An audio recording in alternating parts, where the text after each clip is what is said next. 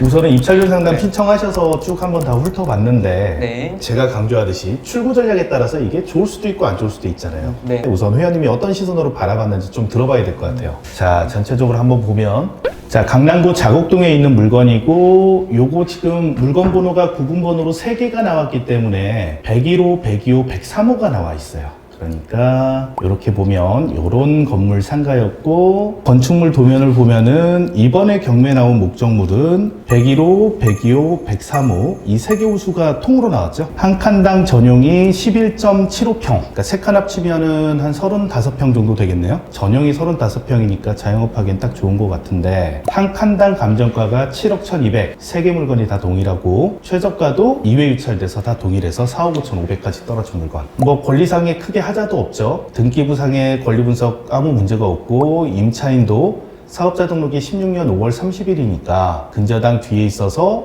대항력이 없어서 문제가 될 게 없고 현재 임차인이 없이 공실인 거죠? 예, 맞습니다. 지금 말씀해 주신 것처럼 그렇게 공실인 상태고 이 앞쪽이 세대가 1020세대가 있고 약간 뒤쪽에 있는 코너의 상가입니다. 1층 기준으로 했을 때 주변 시세가 6.8에서 한 7.3억 뭐 그 정도로 나와 있었고 이제 부동산에서는 지금 저 시세로는 거래가 좀 힘들다. 네네. 네, 왜냐면 주변에 좀 공실도 꽤 있는 상태였고 효과라고 생각하시면 될 것 같습니다. 근데 한참 비어 있었어요. 한 3년 정도 그렇게 이제 비어 있는 상태로 있다 보니까 그 주변에 지금 카페가 없거든요. 주변에. 네네. 그러니까 사람들이 약간 좀 관심을 가지고 거기에 한번 뭐 이제 다시 카페를 한번 해볼까 해서 부동산에 좀 문의도 하고 그랬나 봐요. 네, 그랬는데 주인하고는 어떻게 전혀 연락이 닿지 않는 상태라고 그냥 공실인 상태로 그렇게 쭉 그냥 이어져 왔던 거고 지금 뭐 안에도 그래서 뭐 막 집기들이 그냥 널브러져 있고 그래서 저는 이제 저기를 뭐 제가 음식점을 할까 지금 그런 생각을 하고도 있기 때문에 그런 부분에서 뭐 에어컨이나 뭐 이런 걸 살려서 쓸 수도 있지 않을까 그런 네네. 생각을 해봤고요. 관리금이 이렇게 뭐 900만 원 뭐 미납 상태라고 2년 이상 미납 중 이렇게 돼 있는데 그건 경매지에 나와 있는 정보였고 제가 그 관리 사무실 물어보니까 한 1,800만 원 정도라고 하더라고요. 근데 그게 연체금까지 포함된 금액인지는 확실치 않다고 네. 그래서 정확히 그냥 딱 공용비로만 했을 때는 얼마인지는 좀 자세히 더 한번 알아봐야 되는 네네. 부분이고요. 제가 여기 봤을 때 이제 제가 직접 이제 사용할 생각을 하니까 이제 주차장도 한번 이렇게 둘러봤어요. 근데 주차 그게 굉장히 하기 좀 안 좋은 상황이더라고요. 그 대수 자체도 31대밖에 안 돼서 많이 할 수도 없고 그리고 입출입로가 이렇게 한 군데밖에 없어서 조금 그런 게 좀 취약했는데 주변 약간 건물들을 좀 이용해야 되지 않을까 그런 생각을 해봤고요. 여기 제가 적어놨지만 주변 환경이 이렇게 공실도 많고 그리고 또 무인 점포가 또 많아요. 네네. 아이스크림 가게, 문구점, 뭐 홍루이젠 그런 식으로 돼 있으니까 아무래도 좀 상권이 확실히 좀 떨어진다. 약간 좋지 않다 이런 생각이 들었는데 그래도 그 부동산에 제가 물어봤을 때 지금 저 자리를 카페 자리로 이용하고 싶어 하시는 분도 계시는 것 같고 네. 그리고 주변에 음식점이 일단 거의 없더라고요. 근데 저는 이제 음식점을 하니까 그래서 음식점이 순댓국, 김밥집, 뭐 떡볶이집 이런 식으로 있는데 순댓국집만 조금 뭐 잘 되는 정도고 뭐 다른 데는 그냥 그런가 봐요. 근데 제가 이제 제대로 음식점을 차려서 들어가면 그 주변 컨셉에 맞게 그렇게 해서 들어가면 그래도 좀 이용객이 있지 않을까 싶어서 제 출구 전략을 그렇게 삼았습니다. 일단은 뭐 임대 쪽도 알아보겠지만 그게 만약에 여의치 않을 땐 최종적으로는 제가 음식점을 하는 방향도 생각을 하고 있습니다. 자, 그럼 한번 볼까요? 자, 지도로 보니까 강남구 자곡동 이렇게 되어 있는데 이쪽이 이제 수서 역세권 자체가 근처가 다 개발 제한구역으로 묶여 있어서 이렇게 눌러보면은 이렇게 다 개발 제한구역이에요. 그러니까 개발이 안 되는데 일부가 주거지역으로 옛날엔 취락지구 쪽으로 있던 곳들이 이렇게 주거지역으로 바뀐 상태가 됐죠. 그래서 개발 제한구역들 사이에 이렇게 아파트들이 들어온 거죠. 아파트는 다 신식이죠? 깨끗하죠? 비교적 그렇습니다. 비교적 그렇고 네. 근처에 녹지가 많다는 건 개발 제한구역이 많다는 건 살기는 정말 참 좋을 것 같아요. 근데 이렇게 상업지역 쪽으로 본다면 장사하는 사람 입장에서 본다면은 상권이 분명히 좀 뭔가 이빨 빠진 배우 세대가 굉장히 약해 보이긴 하죠. 수치적으로 한번 볼까요? 자, 우선 마리프차 들어와서 주변 배우 세대를 보니까 반경 700m 정도 700m가 10분 안에 걸어갈 수 있다고 보면 돼요. 네네. 반경 700m를 그려보니까 6,300세대 그 중에 아파트가 4,000세대 오피스텔 1,300세대 빌라 단독주택 이렇게 이제 형성하고 있는 거죠. 거죠. 그러니까 여기는 주변에 이거를 700에서 1km로 늘린다 쳐도 주변이 다 개발 제한 구역이에요. 네. 배우 세대가 유입되기가 굉장히 힘들다. 그리고 이쪽은 고여있는 곳이기 때문에 완전한 항아리 상권이야. 이 동네 주민들밖에 못 오는 곳이에요. 그래서 동네 주민들 상대로 할 수 있어야 되는데 일반 음식점을 생각하신다 그러면 여기 직장인들이 근생해서 일반 직장 생활을 하면서 여기까지 오는 사람은 극히 적을 거 아니에요. 거의 이제 가족 단위 네. 될 것 같고, 자, 이 상태에서 우리가 또 지적 편집도로 놓고 보면서 알 수 있는 건 우리가 있는 쪽은 2종 일반 주거지역이어서 이쪽에 근생이 만들어진 거고 네. 실제적으로 상업지역은 이쪽에 만들어져 있어요. 네. 그러면 이쪽에 사는 반경 800m 그린데 사는 사람들이 소비는 상업지역에 가서 하게 되겠죠. 그러니까 우리 쪽에는 위해 시설이 별로 없죠. 근생상권이다 보니까 전혀 없습니다. 허가가 안 나거든요. 그래서 거리비로 보면, 그래서 저희 쪽 근생상권에 있는 업종들을 보면은 순댓국, 헤어샵, 학원, 슈퍼마켓 이런 것들이 이제 위치해 있는 거죠. 자, 옆으로 좀 가볼까요? 여기도 학원 위주로 되어 있고 주거지역에서 가장 가깝게 다닐 수 있는 학원, PC방, 뭐 펜싱클럽, 체육시설 이런 게 있는데 뭐 술집이나 먹고 마시고 할 수 있는 건 없죠. 전혀 없습니다. 근생상권이다 보니까. 이게 이제 저희 건물인데 저희 건물 보더라도 안경, 학원 위주 스터디 카페, 그 다음에 병원, 간단한 내과나 소아과 이런 것들이 이제 위치하고 있겠죠. 뭐 임플란트 할 수 있는 치과 이런 건 없고 네네. 일반적으로 여기 우린 여기 있단 말이에요. 그렇죠? 네, 맞습니다. 우리가 이거 출구 전략을 잡으면서 여기 유흥이 없으니까 유흥시설을 하겠다가 안 된다는 거죠. 네. 원래 못하는 곳이에요. 네. 그래서 그걸 잡아야 될 것 같고, 그러면 그런 수요가 있던 사람들은 어디로 가느냐? 우리를 쓱 지나쳐서 여기 바로 사는 사람들에도 지나쳐서 오늘 술 한잔 할까 하시는 분들은 지나쳐서 이쪽에 가서 이제 상업지역에서 드시게 되겠죠. 네. 상업지역을 한번 구경해 볼까요? 자, 상업지역을 구경하면서 제 주장대로라면은 이쪽이 놀고 마시는 쪽으로 개발이 되어 있어야 되는데, 상업지역이면 높은 빌딩에 2층에 무슨 마사지샵이 있고 3층에 뭐 노래방이 있고 이래야 되는데 이게 좀 당황스럽죠? 상업지역에 왜 이렇게 오피스텔만 잔뜩 지어놨을까요? 배우 상권이 그만큼 약한 거예요. 그러니까 상가로 건축을 해가지고 여기에서 수익을 내는 것보다 강남이니까 주거하기가 굉장히 좋잖아요. 주거시설의 분양을 통해서 수익을 내려고 했던 거죠. 그래서 사업성에 따라서 토지의 용도는 활용이 된다라고 생각을 하면 돼요. 그래서 상업지역인데도 불구하고 여기도 마땅히 그런 게 없어. 왜? 배우 세대가 저거밖에 안 되기 때문에. 그리고 여기 있는 사람밖에 이용을 안 하고 외부에서 들어올 이유가 없거든요, 여기에는. 네네. 길을 잘못 들어서 가는 건 몰라도 여기 일부러 들어와서 여기서 내가 소비하겠다 하는 사람은 없다는 거예요. 그래서 이런 특징이 있는 곳이죠. 그러니까 여기 분들은 어떻게 보면 제가 보기에는 건전한 삶을 살고 가정적이고 평화로울 것 같은 살짝 그런 주거지역, 그런 느낌일 것 같아요. 근데 이곳에서 상업지역을 지나서 처음으로 이제 상업지역이 준하는 시설을 갖춘 근생상권은 이쪽에 형성돼 있다는 거죠. 아까 상업지역엔 오피스텔이 많았기 때문에 젊은 수요에 맞춰서 업종이 선정돼 있었다 그러면은 저희 근생상권은 아파트 수요가 그나마 더 많기 때문에 이쪽에서는 가정을 꾸리고 살아갈 수 있는 그런 시설들, 즉 학원이나 소아과, 내과 이런 병원들이 중점적으로 있는 게 특징이다. 그러나 세대수에 비해서 상가의 수가 전혀 부족해 보이진 않는다. 자, 이랬는데 여기서 이제 회원님께서 다른 뭔가의 출구 전략을 찾겠다 하는 거잖아요. 네네. 어떤 출구 전략이시죠? 그러니까 이것도 뭐 부동산에 가서 이제 문의를 했을 때 아까 말씀을 드렸지만 그런 카페 자리로 그냥 또 그대로 이용을 하고 싶어하는 사람이 있는데 근데 연락이 닿지 않아서 그래서 이제 이용을 못하고 있는 약간 그런 부분도 하나로 좀 생각을 했고요. 그리고 만약에 이제 음식점을 제가 한다고 했을 때 네. 술자리가 전혀 없으니까 그냥 가볍게 이제 좀 맥주를 마실 수도 있으면서 그러니까 일반 음식점이지만 네. 아이들 학교 보내고 대화를 나누고 싶어 하시는 어머님들도 계실 거고 그런 부분을 조금 더 이렇게 그러니까 제가 원래 지금 하고 있는 데서는 그렇게 하진 않아요. 그냥 오로지 그냥 딱 이렇게 거의 음식만 팔고 맥주는 네네. 정말 그냥 캔맥주를 10kg만 팔고 그러는데 저긴 조금 다르게 해서 생맥주를 조금 넣어서 메뉴도 안주 메뉴 이렇게 할 만한 거를 몇 개만 그냥 개발을 해가지고 그렇게 해서 수요를 다 끌어들이면은 일반적인 그냥 밥만 파는 것보다는 좀 더 생기지 않을까 그런 생각을 해봤고 그리고 진짜 너무 한정적이니까 아무리 저희가 배우 세대가 없다고 해도 진짜 이거 뭐 사람들이 맨날 순댓국만 먹고 살 수는 없는 거고 제가 생각하는 건 뭐 돈가스긴 한데 돈가스가 좀 그래도 약간 남녀노소 할 것 없이 거의 좋아하는 메뉴고 그 앞에 바로 도서관이 있어서 도서관에 이렇게 학생들이 그래도 또 많이 이용을 하더라고요. 이게 도서관이죠? 입구가 바로 옆에 이제 있기 때문에 저기 도서관을 이용하시는 분들은 볼 수밖에 없어요, 이 가게를.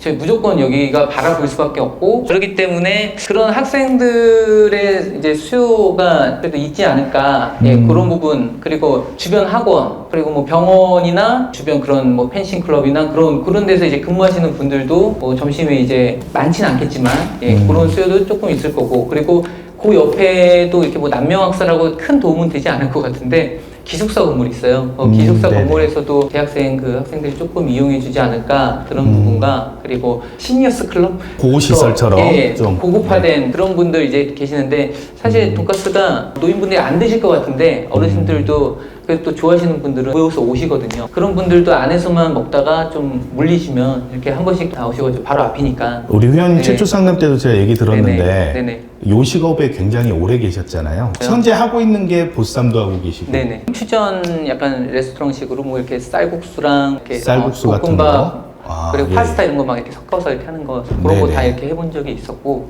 잠깐이지만 팥빙수 뭐 이런 거 팥빙수 그런 식을 다 하셔서 지금 저길 보니까 직접 사용할 것으로 전용 35평 저 정도면 할 만하다라고 생각을 하시는 거죠? 네 맞습니다. 이미 회원님은 시장조사 충분히 하셨고 승부할 수 있다라고 판단하시는 거잖아요? 저는 그렇게 생각을 했습니다.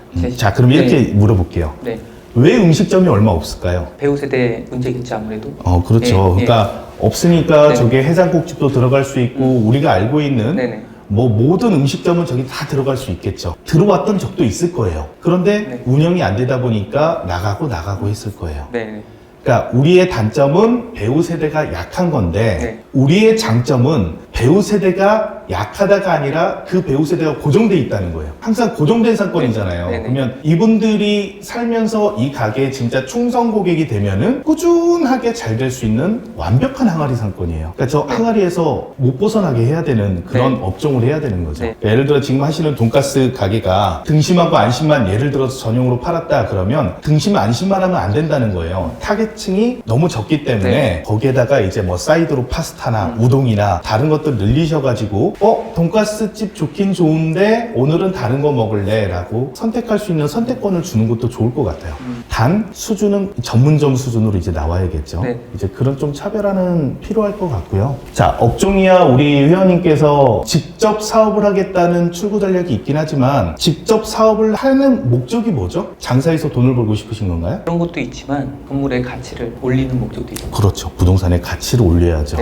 우리 멤버십 회원님들은 부동산의 가치를 올려서 본연의 부동산 투자를 성공시키는 게 목적이잖아요. 현재 가격이 최저가가 4억 5천인데 우리가 저기를 장사를 잘 되게 만들었을 때 그러면 저거를 감정가인 7억 선에 팔 수 있냐도 검토를 해봐야 되는 거예요. 우리가 장사가 잘 됐다고 주변 상가는 싼데 우리만 비싸게 팔기는 가능도 하지만 어렵겠죠. 그래서 지금처럼 3칸이 장기간 공실이어서 누가 봐도 저평가된 상태에서 주변에 분양받으신 분들은 7억에서 8억에 분양받으셨단 말이에요. 분명히. 임대료 형성에서는 양보하지 않으실 거예요. 뭐 시장조사 해보셨겠지만 우리가 지금 4억 5천에 받는다 그러면 임대료 상가 수익률 6%로 따지면 최소한 225만 원, 230만 원 받아야 되거든요. 230만 원 한 칸에 받을 수 있는 시세인가요? 안 나가고 있습니다. 안 나오고 있죠. 그러면 이번 입찰은 조금 빠른 거예요. 그죠? 상가 수익률 6%로 파는데도 이게 안 된다. 물론 서울 강남이기 때문에 6%까지 안 줘도 돼요. 그래서 뭐 5% 4%에도 충분히 거래할 수 있는 위치인 건 알겠어요. 3%까지도 저는 1층이니까 매매가 가능할 것 같은데 1층이 상가 수익률 3%에 매도할 수 있는 자신감은 공실이 안 날 거라는 자신감 때문인데 여기는 조금 다를 수 있어요. 여기는 공실이 날 수도 있다라고 인지를 할 수 있어요. 근데 만약에 우리가 회원님이 장사를 접목해서 잘 되게 만든다면은 매도가 좀 더 수월하게 만들 수 있을 것 같아요. 그래서 우선은 4억 5천 선에 사서 저희가 7억까지 가치를 만들어 보겠다를 목표로 해야 맞는 것 같아요. 그러면 우선 몇 개 짚어야 되는데, 기본적인 출고 전략은 그렇다 치고 상가를 살 때 항상 조심해야 되는 게 용도 변경이에요. 우선 저희 건축물 용도가 어떻게 돼 있죠? 일단 여기 101호의 건축물 대장을 열람을 했고요. 건축물 대장상 소매점으로 입고가 되어 있습니다. 그러면 소매점으로 되어 있는 걸 저희가 음식점으로 바꿔야 될 거 아니에요? 네네. 용도 변경에 대한 이슈는 어떻게 볼까요? 음식점의 종류도 여러 가지 중에 지금 회원님이 추구하시는 게 간단한 매출을 판매를 병행하신다고 봤을 때는 일반 음식점으로 영업 허가를 받으셔야 될 거고, 일반 음식점은 근린생활시설 용도에 해당이 되기 때문에 같은 1종 근린생활시설 소매점이라고 하더라도 2종 근린생활시설 일반 음식점으로 영업 허가를 받는 데에는 전혀 무리는 없어요. 다만 건축물의 용도를 2종 일반 근린생활시설 일반 음식점으로 바꿀 이유는 없으나 영업 허가증을 받을 때에도 영업 신고증을 받을 때에도 관계부서 협의를 볼 때 가장 중요하게 체크하셔야 될 부분이 하수도 원인자 부담금 부과 대상인지를 확인을 하셔야 됩니다. 이런 게 입찰하기 전에 꼭 체크가 돼야 돼요. 그냥 네. 내가 하고 싶은 업종을 아무데나 막 할 수 있는 게 아니거든요.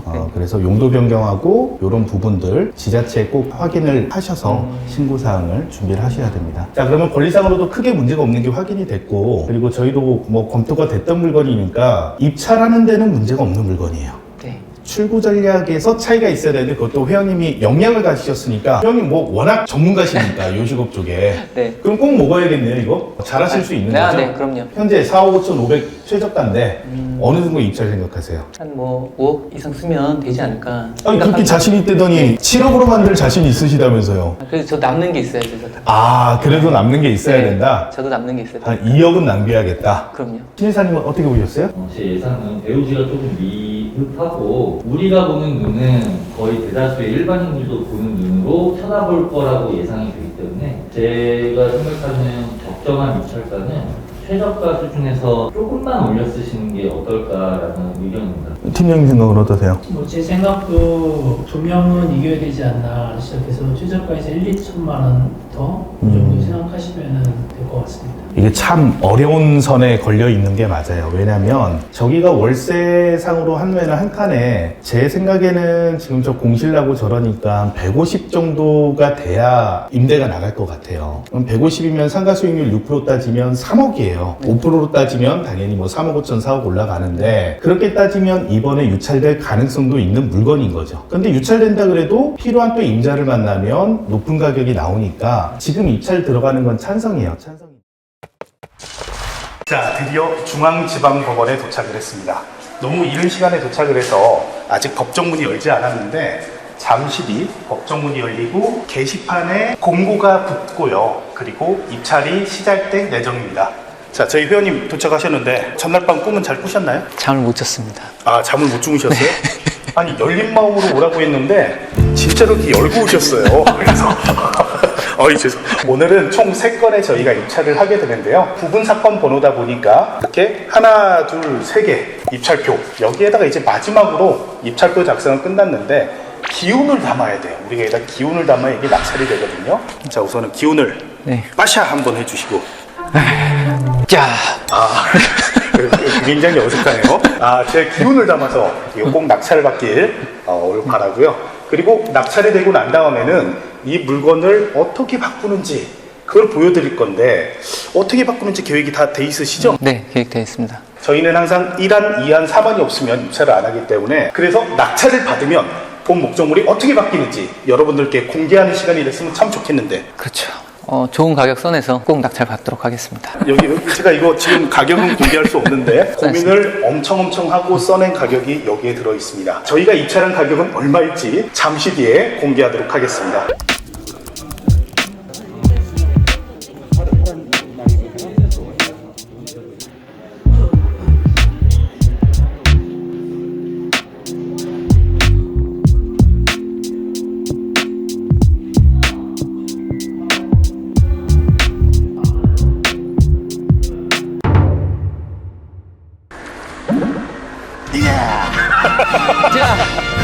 자, 낙찰을 받았습니다. 낙찰을 총 3건 입찰한 것 중에 하나, 둘, 2건을 낙찰받았죠. 네, 두 건 받았습니다. 이게 낙찰증입니다. 예, 일반 보증금 영수증인데요. 자, 어떠십니까? 네. 10년 만에 드디어 네. 건물주가 되는 기분 어떠세요? 아니, 건물주라고 하니까 되게 뭔가 거창한 것 같아서 좀 그런데 뭔가 모르겠습니다. 지금 얼떨떨하네요. 예, 어지러지합니다. 우리가 입찰가를 정할 때 이 최저가에 과연 되겠냐라고 의심을 하셨잖아요. 네, 그렇죠. 그렇죠? 네. 막 더 적으려는 걸 안 된다. 안 된다. 이 정도만 적어야 된다 해서 조금 더 적었으면 3개 다 먹을 수 있었는데 좀 아쉬운 건 있지만 그래도 아주 훌륭한 결과잖아요. 네, 그렇습니다. 네, 우리 회원님이 10년 동안 장사를 열심히 하시다 이 상가에 자영업을 직접 접목할 목적도 있으시지만 이 상가가 어떻게 바뀔지 기대해 주시고, 자, 그러면 낙찰을 받았으니까 우리가 끝난 게 아니잖아요. 우선은 잔금 낼 때까지도 긴장을 해야 되고 네. 매각 허가 결정에 대한 확정, 네. 그 다음에 대금 납부까지 네. 다 아시죠? 잘 도와주실 거라 믿습니다. 와. 앞으로 기간이 많이 더 남아 있어서 진정한 건물주가 됐을 때도 이게 얼마에 받았다가 중요한 게 아니라 어떻게 만들 수 있다가 중요한 거기 때문에 그렇게 이제 해나가실 거잖아요. 네. 우선은 낙찰 받자마자 우리가 할 수 있는 일, 바로 할 수 있는 일, 그걸 하러 현장으로 또 이동하도록 하겠습니다. 네. 이동해보자.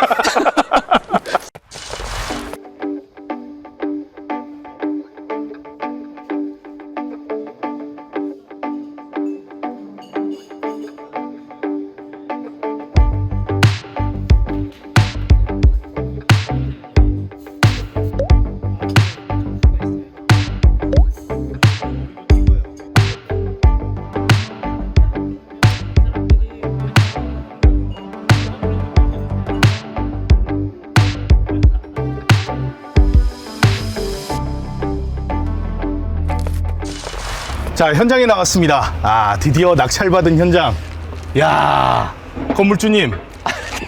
현장 나와보니까 너무 활기찬데요? 이게 그런가요? 로드뷰 네. 상으로는 안 그랬는데 주변에 돌아다니는 사람도 많고 활기차 네. 보여요. 그죠? 네. 사람 유동도 좀 많은 것 같고 아이들 학교 시간인 것 같아요. 학교에서 돌아오고 있는 애들도 많이 보입니다. 자, 우선은 2칸 받았는데 낙찰 받고 쳐다보시니까 느낌이 좀 어떤가요? 그냥 괜히 앞에 서 있는 차도 신경 쓰이고 아. 보도블록도 막 엉망진창인 게 신경 쓰이고. 네. 예전엔 보이지 않던 네, 것들이 막 눈에 보이고 그러네요. 네. 내 건물인데 내 네. 건물 앞에 뭐 이렇게 있다. 네. 이렇게 건물주가 되시니까 이런 또 차이가 있는 것 같아요. 우선은 저희가 낙찰받은 물건은 여기가 101호죠? 101호. 네, 맞습니다. 가운데가 102호, 네, 맞습니다. 103호. 네, 이 중에 103호는 다른 분께서 낙찰받으셨고 네, 101호, 102호 2칸을 받았어요. 네, 네. 처음에는 3개 중에 2개만 받아서 네. 조금 아쉽긴 했는데 많이 아쉬웠죠. 집에서 생각해 보시니까 어때요? 막상 다시 한번 잘 생각해 보니까 이 정도에서는 딱 2개가 적당하지 않을까 그런 생각이 들어서 지금 오히려 잘 됐다고 생각하고 있습니다. 네. 우리가 2칸이면은 전용이 23평 정도. 앞쪽에도 조금 공간을 쓸 수 있는 공간이 있고요. 옆쪽도 조금 공간이 있고 상가 안쪽 복도 쪽에도 좀 쓸 수 있는 공간이 있어서 효율적으로 쓰면 전혀 작지 않은 공간이거든요. 23평이면 알차게 쓸 수 있어요. 네. 그리고 우리 출구 전략이 장사로 수익을 남기는 것도 있지만 부동산의 가치를 높여서 향후에 매각할 계획이 있기 때문에 3칸이면 얼마에 파셔야 되는 거예요? 한 칸에 7억씩 받는다 치면 21억 되잖아요. 네네. 근데 2칸만 낙찰받고 나니까 14억 정도를 목표가로 정하고 14억 정도라고 그러면 충분히 나중에 매도 때도 유리하지 않을까. 그래서 전 오히려 더 긍정적인 것 같다. 더욱더 알찬 부동산이 되지 않을까 그렇게 생각을 합니다. 자, 우리가 오늘 현장에 나온 이유는 뭐죠? 이제 낙찰을 받았으니까 이제 빠른 영역 표시. 네. 영역 표시도 좀 하고 계신 것 같고 네. 현수막도 붙이러 네, 왔죠? 맞아요. 현수막을 한번 설치를 낙찰을 하려고. 받은 지 이제 이틀 됐습니다. 이틀 됐는데 현수막을 붙여서 우선은 출구 전략이 1안, 2안, 3안 중에 1안인 임대나 매매가 가능한지도 간을 봐야겠죠. 네. 그렇죠? 네. 그래서 그 현수막도 오늘 게시를 하는 작업을 하러 왔습니다. 경매 목적물 자체가 구분 상가로 1칸, 2칸, 3칸이었는데 기존에 사용하던 게 벽체 구분이 없이 사용을 했어요. 벽체 구분이 없어서 세개 호수가 통으로 터져 있습니다. 그래서 예전 영상에서도 제가 한번 설명드렸지만 구분 벽체가 없는 구분 상가는 구분 상가로 인정하지 않아요. 담보 목적물로서 삼질 않는다. 제일 중요한 건 구조적, 이용적으로 구분이 되어 있어야 돼요. 독립적으로 사용돼야만 담보 목적물이 되는데 우리는 벽체가 없기 때문에 담보 목적물이 안 돼요. 그런데 이 3칸을 몽땅 다 낙찰받았다 그러면 담보 목적물이 됩니다. 왜? 다 내 거니까. 그쵸? 네. 다 회원님 거잖아요. 네네. 이 담보 목적물이 돼서 대출이 가능한데 저희가 2칸만 받았기 때문에 원칙적으로는 은행에서 담보 목적물로 쓸 수가 없습니다. 그래서 오늘은 건축물 도면도 발급도 하고 우리가 옆에 호수, 놓친 호수 낙찰 받으신 분하고도 미리 접촉을 했죠? 네. 네, 법원에서 가시는 분을 이렇게 잡아가지고 낙찰 축하드립니다 이야기하면서 대화를 나눴습니다. 그래서 그분께 서로 대출이 나오는 상가로 만들면 어떻겠습니까? 라고 이야기를 했고, 담보 목적물로 삼을 수는 없는데 방법이 아예 없는 건 아니라는 거예요. 바로 원상복구 계획서를 내는 겁니다. 잔금을 내자마자 바로 벽체를 설치하겠다, 내 의지만으로가 아니라 옆에 인접호수 받으신 분하고 같이 벽체를 세우겠다 라는 합의서를 작성을 하고 은행 측에 제출을 해서 승인을 받아보는 전략을 쓰기로 했습니다. 그래서 원만히 합의가 됐죠. 우리가 이제는 실행만 하면 됩니다. 여기에다가 향후에 담보 목적물로 만들어서 대출이 실행되게 해서 잔금을 내고, 그리고 이쪽을 임대 매매로 당분간 알아본 다음에 여의치 않을 경우에는 우리의 주특기, 우리 회원님의 주특기 직접 사업을 접목해서 가치를 올리는 걸로 그렇게 만드는 작업을 보여드리도록 하겠습니다. 남들 7, 8억에 분양받은 상가를 4, 5천의 경매로 낙찰받았기 때문에 우리가 이 가치만 만들어낸다 그러면 그 밸류업 작업의 부동산 가치 상승분은 우리의 이익이 된다. 충분히 가능한 이야기라고 생각을 합니다. 여기 오기 전에 부동산 들려서 다른 상가 얼마 나왔나 알아봤더니 7억 안팎으로 나와 있잖아요. 네, 맞습니다. 뒤에 보세요. 장래 우리의 그 고객님들이 지나가십니다. 인사 한번 하시고 고객님들 다음에 뵙겠습니다. 마지막으로 시청자분들께 여기 부경꾼 채널 보시는 분들 이렇게 낙찰을 받아서 부동산의 가치를 한껏 끌어올리는 게 모두의 목표니까 저도 이 가치를 있는 힘껏 살려보겠습니다. 네. 뒤처지시면 저희 멤버십 탈텐 거 아시죠? 아, 네, 알겠습니다. 네. 같이 화이팅 하길 바라면서 앞으로 어떻게 매장이 바뀌는지 추후 영상을 통해서 다시 인사드리도록 하겠습니다.